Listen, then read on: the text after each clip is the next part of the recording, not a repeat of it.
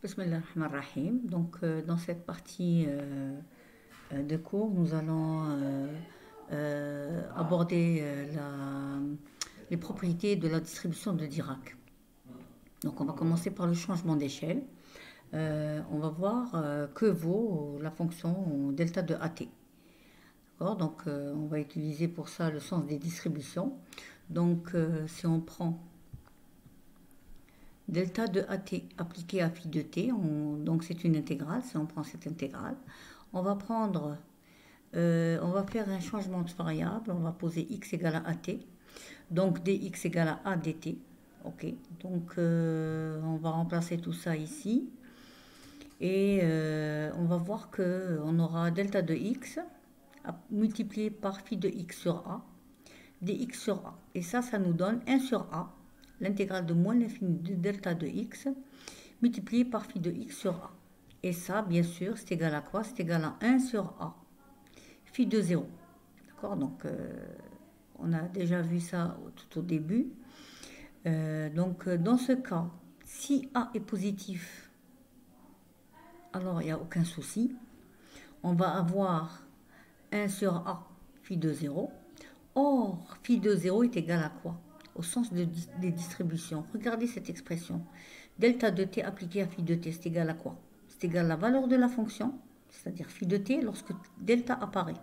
C'est-à-dire lorsque son argument est égal à 0.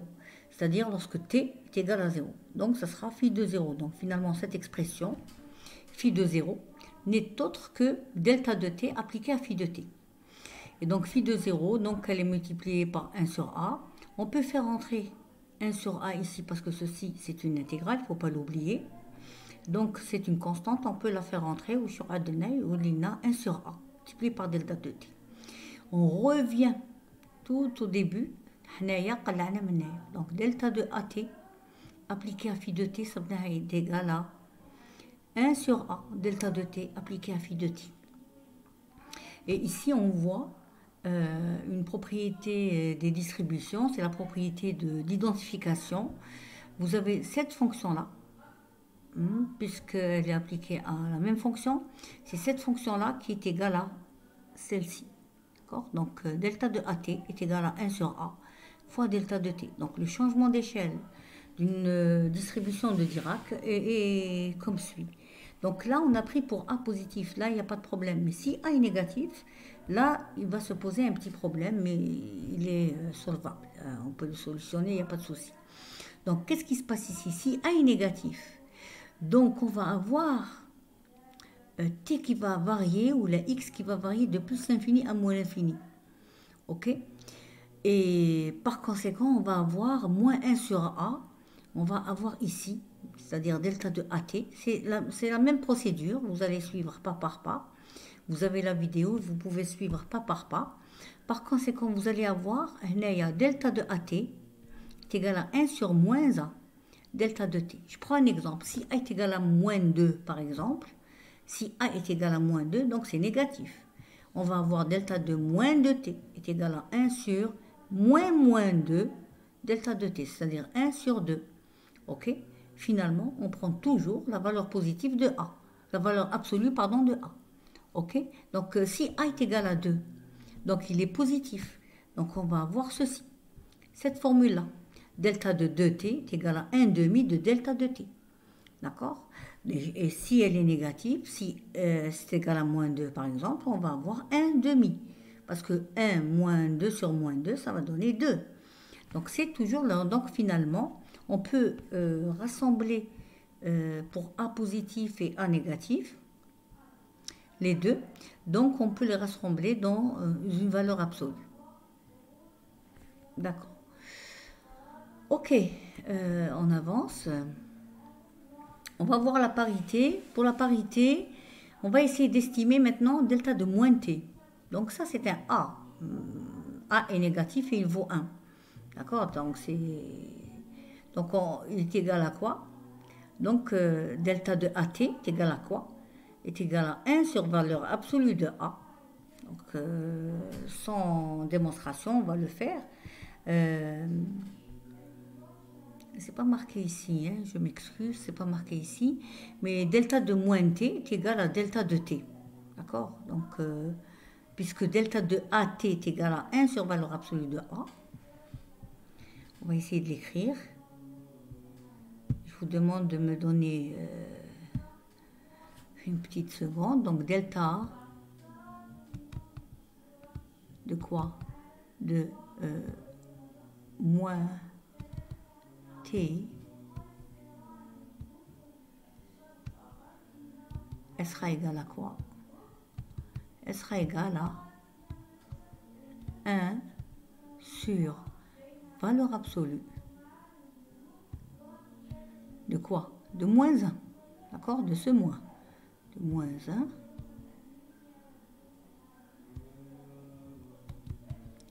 delta de t. Or, la valeur absolue de moins 1, c'est 1. Donc, delta de moins t est égal à delta de t. Par conséquent, et la démonstration n'était pas terminée ici, mais je viens de le déterminer ici. Donc, on voit que delta de moins t est égal à delta de t. Par conséquent, la distribution de Dirac est paire. OK? Donc, voilà. Donc, cette démonstration, je vous demanderai de ne pas la prendre en compte. Donc, on avance. On ne prend pas la translation, on ne la voit pas. Donc, on va voir seulement la dérivée de la fonction échelon unité. On a déjà vu ce qu'était la fonction échelon unité. Elle vaut 0 avant son apparition et elle vaut 1 dès qu'elle commence à apparaître. Wartesh, elle commence à apparaître lorsque son argument est égal à 0. D'accord? Et il est supérieur ou égal à 0, pardon. Ok, donc, et là, quand on dérive, on utilise également la propriété des distributions. Une fonction, elle est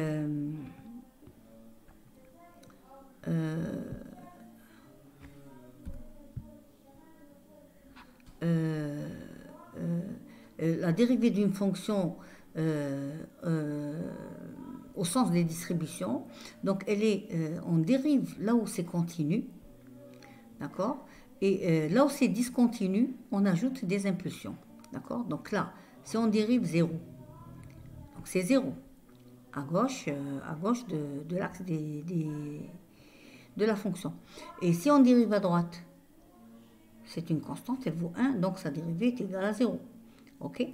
Donc la dérivée continue, elle vaut 0 de U', de U, pardon. La dérivée de U, c'est U', elle vaut 0 avant 0 et 0 après 0. Je répète, c'est la dérivée. Et qu'est-ce qu'elle vaut au point de discontinuité? C'est delta multiplié par le saut. Le saut, il est égal à 1. Regardez, U de t du côté positif, moins U de t du côté négatif, il vaut 1. Le sigma terna positif, négatif, il vaut 1. D'accord? Donc la dérivée de U', c'est delta. Et vice-versa, l'intégrale de delta, c'est U. D'accord?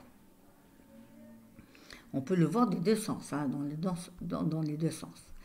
Là aussi, la propriété de la distribution de Dirac d'ordre n, ça c'est au sens des distributions, on ne va pas en parler, mais vous avez la diapo, vous pouvez la consulter, c'est facile. Maintenant, on passe à la fonction d'échantillonnage. Je reste toujours dans les propriétés de la fonction de Dirac, ou de l'impulsion de Dirac. Mais maintenant, je mets l'impulsion de Dirac dans une somme, ou dans ce qu'on appelle la fonction d'échantillonnage, appelée chat, ou bien peigne de Dirac. D'accord? Tous ces noms veulent dire la même chose. Donc, qu'est-ce qu'un peigne de Dirac? C'est une somme de distribution de Dirac espacée de t. Si on voit la chose du côté mathématique, ou l'équation, donc la fonction chat de t, par définition, c'est la somme pour k allant de moins l'infini à plus l'infini de delta de kt dt. Ou en d'autres termes, on peut l'écrire comme ça. Moi, je préfère cette écriture. Hein, toujours, c'est cette écriture qui est la plus lisible. Hein. D'accord? Donc, c'est la somme des delta de t moins kt. OK? Donc, on voit ici un système d'axe. Le système d'axe temporel et l'axe pour la valeur de la fonction. Donc, vous voyez qu'on a des impulsions espacées de t. D'accord? Donc, c'est la somme de toutes les distributions de Dirac qui sont espacées d'une certaine distance. Ça, on va voir ici pourquoi on utilise le pen de Dirac, hein, ou la fonction d'échantillonnage. On l'appelle fonction d'échantillonnage. Donc, la propriété fondamentale pour cela, on va voir tout d'abord la propriété du pen de Dirac, qui est fondamentale, hein, donc, pardon, de la distribution de Dirac. On a vu jusqu'à présent qu'on a une fonction, l'intégrale d'une fonction multipliée par delta de t apparaissant en un point t0. Donc l'intégrale, elle vaut quoi? Elle vaut x de t0. J'espère que je vais pouvoir... Non.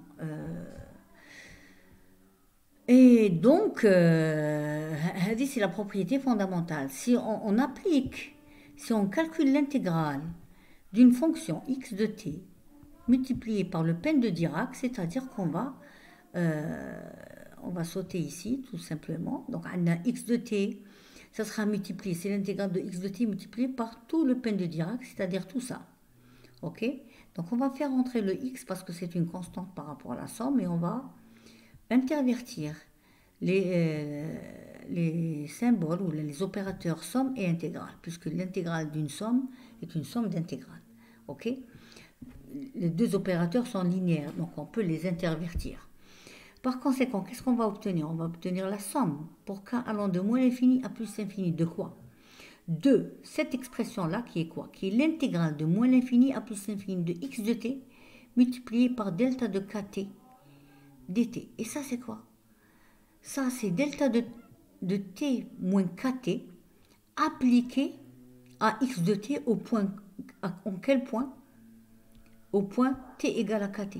Donc, ça sera quoi toute cette intégrale? Ça sera x de kt. Et donc, finalement, cette intégrale, elle va être égale à cette somme-là. Donc, on voit très bien que notre fonction de départ, ça c'est une fonction continue au départ. Et à l'arrivée, ici, comment elle est? Elle est échantillonnée, c'est-à-dire elle est discrète. On arrive à avoir, on a un temps discret. Au lieu d'avoir t ici, on a k fois grand T.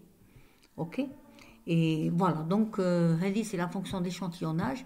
On aura peut-être l'occasion de la voir à la fin de ce cours, c'est-à-dire le cours. Et donc, on va d'abord, on la laisse de côté. Ok, donc, voici pour ce cours. Donc, je vais, dès demain ou dès le prochain cours, le cours numéro 4 ou quelque chose comme ça va être une récapitulation sur les distributions et comment dirais-je, les signaux fondamentaux. Je vais faire une petite récapitulation et je vais enchaîner avec des exercices. J'espère que vous allez... C'est pour appliquer, donner une application à ce cours. Ok, donc, salam alaikum.